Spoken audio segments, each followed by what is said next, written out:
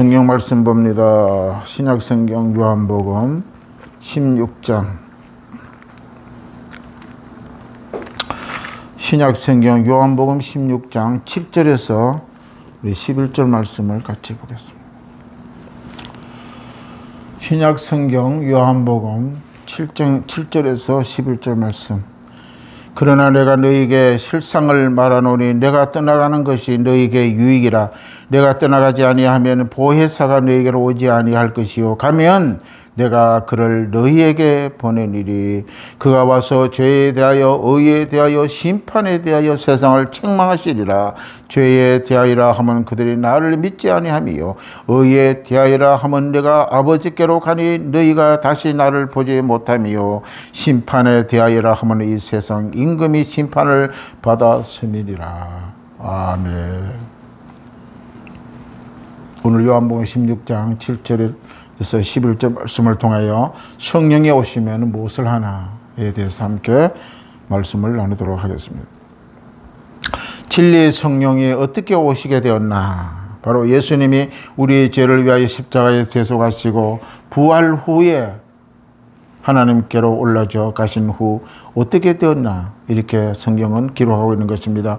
예수님이 이 땅에 계실 때 말씀하신 약속하신 성령을 보내신다고 우리에게 약속하셨고 제자에게도 약속하셨고 언약하셨습니다. 그 말씀이 바로 오늘 요한복음 16장 7절에 그러나 내가 너희에게 실상을 말하노니 내가 떠나가는 것이 너희에게 유익이라. 내가 떠나가지 아니하면 보혜사가 너에게로 오시지 아니할 것이요 가면 내가 그를 보혜사를 너에게 보내리라. 이렇게 약속하신 말씀입니다.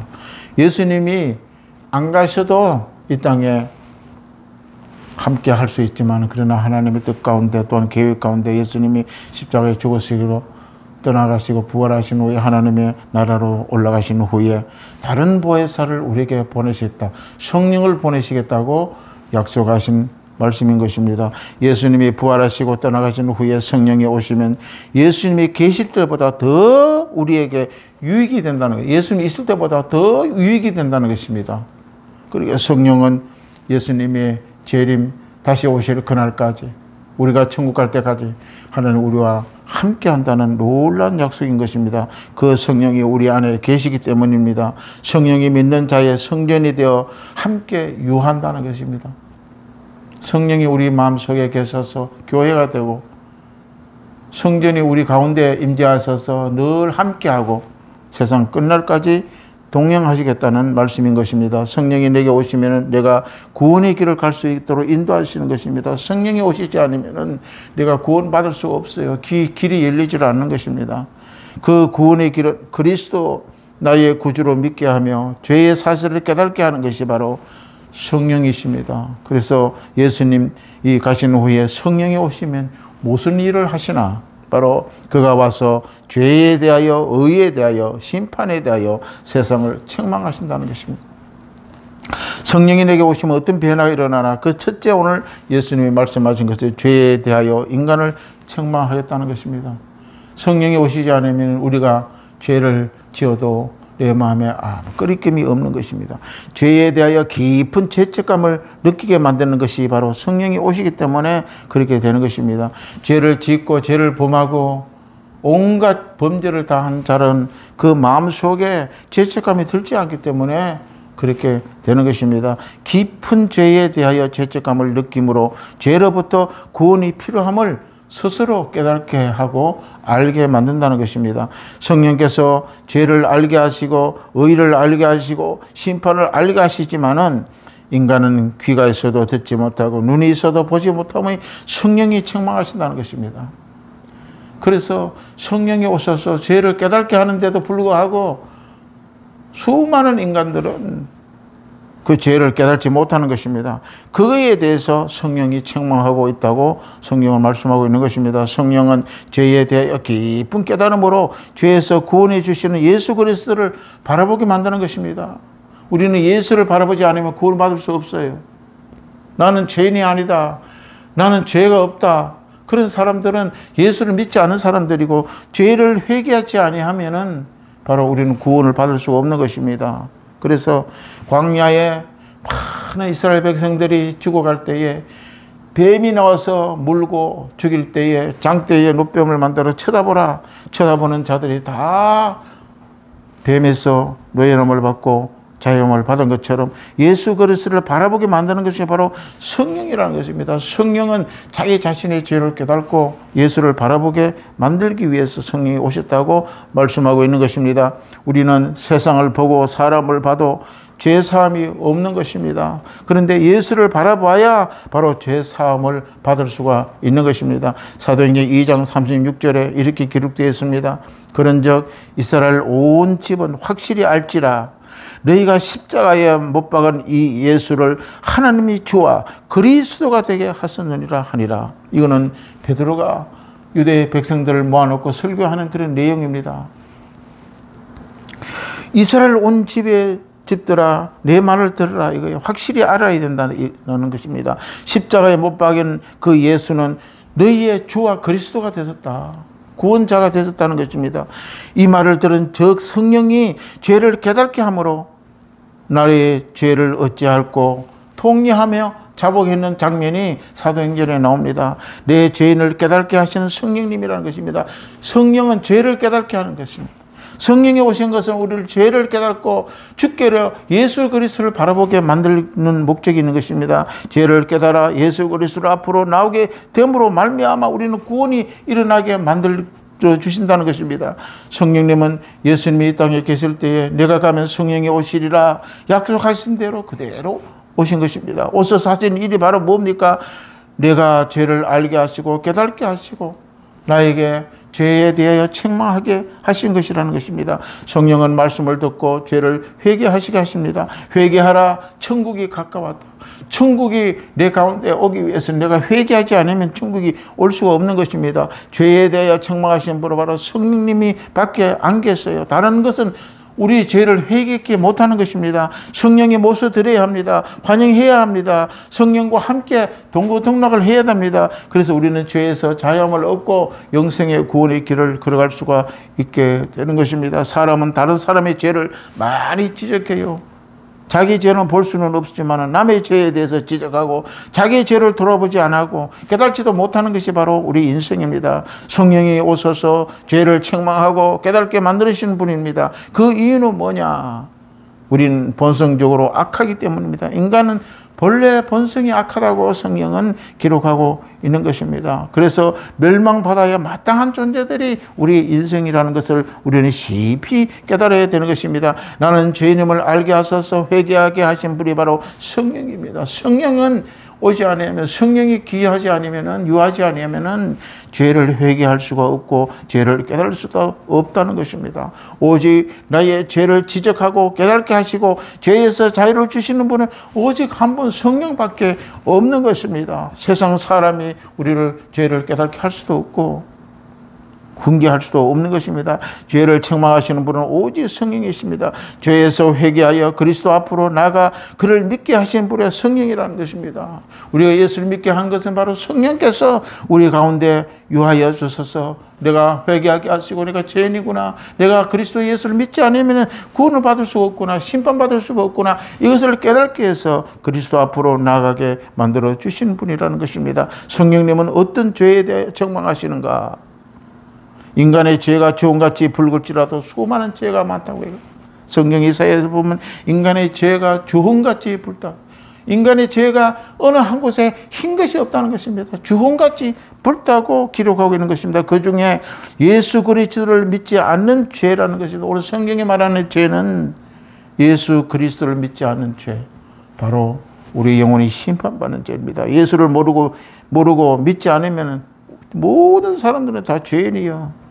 요한복음 16장 9절에 보면 죄에 대하여 하면 저희가 나를 믿지 않으며, 그래서 믿지 않으면 믿지 않는 자체가 죄가 있는 것입니다. 그러므로 성령님이 가장 크게 책망하시는 죄가, 도둑질하는 죄도 죄지만, 술 취하고 죄도 죄고, 간음하는 죄도 죄지만, 이런 모든 죄도 책망을 받아야 마땅하나 그 중에 가장 크게 책망하는 죄가 그리스도 예수를 믿지 않는 죄라는 것입니다.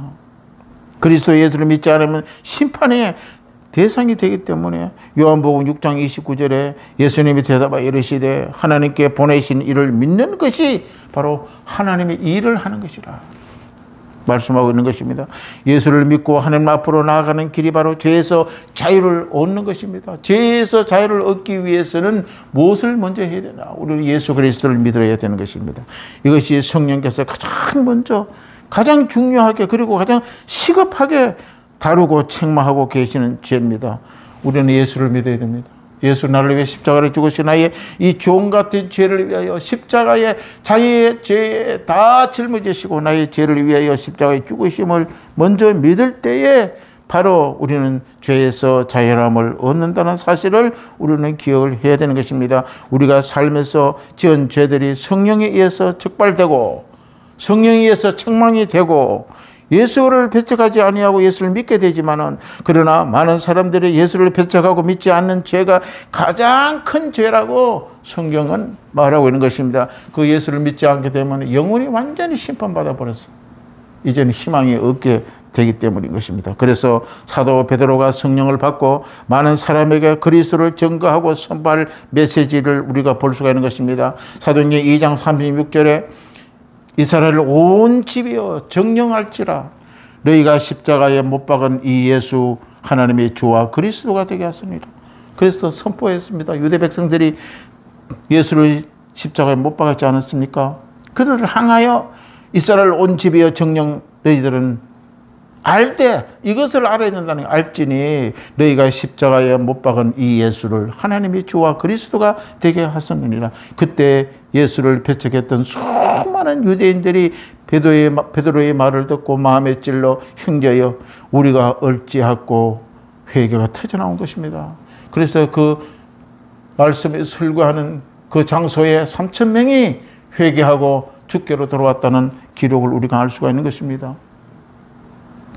우리는 회개해야 됩니다. 죄를 회개해야 됩니다. 그 죄 중에 예수를 온전히 믿지 않은 죄가 가장 큰 죄라는 것을 기억하고 우리는 그리스도 예수를 철저하게 받아들이고 믿고 의지하고 나가야 됩니다. 그래야 할 때에 성령께서 우리와 함께 유하게 되고 우리와 함께 성전이 되어 주신다는 사실인 것입니다.